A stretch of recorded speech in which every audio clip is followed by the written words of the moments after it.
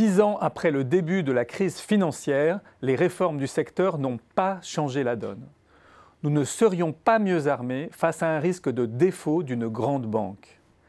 C'est en tout cas le constat fait par les experts en régulation financière du think tank Terra Nova dans une note intitulée « 10 ans après ».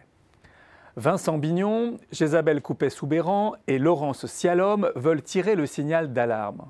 Ces réformes n'ont ni élevé les digues suffisamment haut, ni changé les structures et les comportements. Leur conclusion est ferme. Une crise financière majeure pourrait à nouveau survenir et ses conséquences pourraient se révéler tout aussi lourdes. Le nœud du problème, c'est la course à la complexité des produits financiers, qui ne s'est pas arrêtée avec la crise.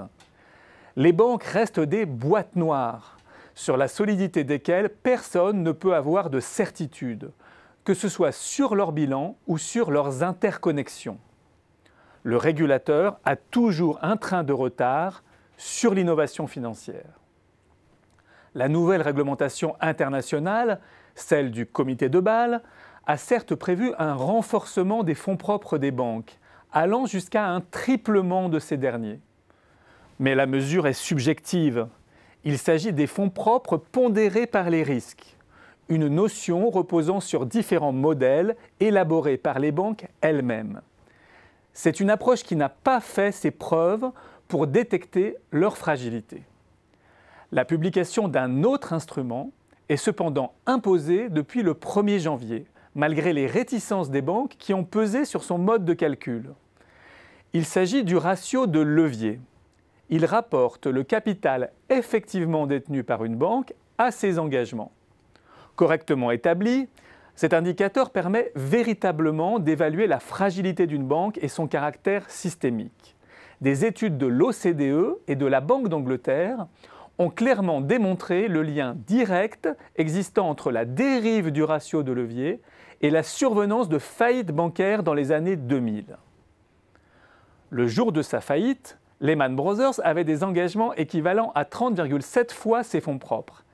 Elle avait donc engagé presque $100 en possédant seulement 3 en garantie dans sa caisse. Ce ratio de levier semble effectivement périlleux. Le problème, c'est qu'il s'agit du seuil aujourd'hui requis pour satisfaire aux exigences de capital de la réglementation bancaire internationale établie par le comité de Bâle. On peut donc être parfaitement conforme aux nouvelles normes de risque et être en faillite.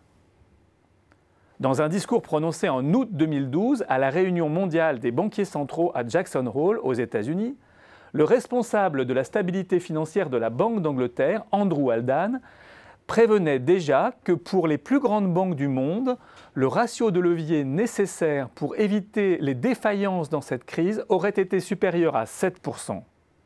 Un niveau qui est donc plus du double du minimum aujourd'hui requis. Pourquoi ne s'en alarme-t-on pas assez ? Parce que la course à la complexité a fait perdre de vue les raisonnements simples et éprouvés de pilotage des risques. Mais aussi parce qu'en mélangeant de nombreux risques de nature très différente, les bilans des grandes banques restent dans l'opacité. D'ailleurs, Andrew Haldane, entre autres, plaidait aussi pour la séparation de leurs activités. Or, Terra Nova souligne que les tentatives de séparation ont été combattues avec la plus grande vigueur et avec succès par l'industrie bancaire, ce qui d'ailleurs est le symptôme de leur efficacité. On l'a vu en France, lors de la loi bancaire de 2012, à l'échelon européen, avec le sort finalement réservé aux réformes portées par Michel Barnier, qui reprenait les recommandations du rapport Liikanen formulé en ce sens, ou encore dans la mise en œuvre limitée des réformes préconisées par Paul Volcker outre-Atlantique.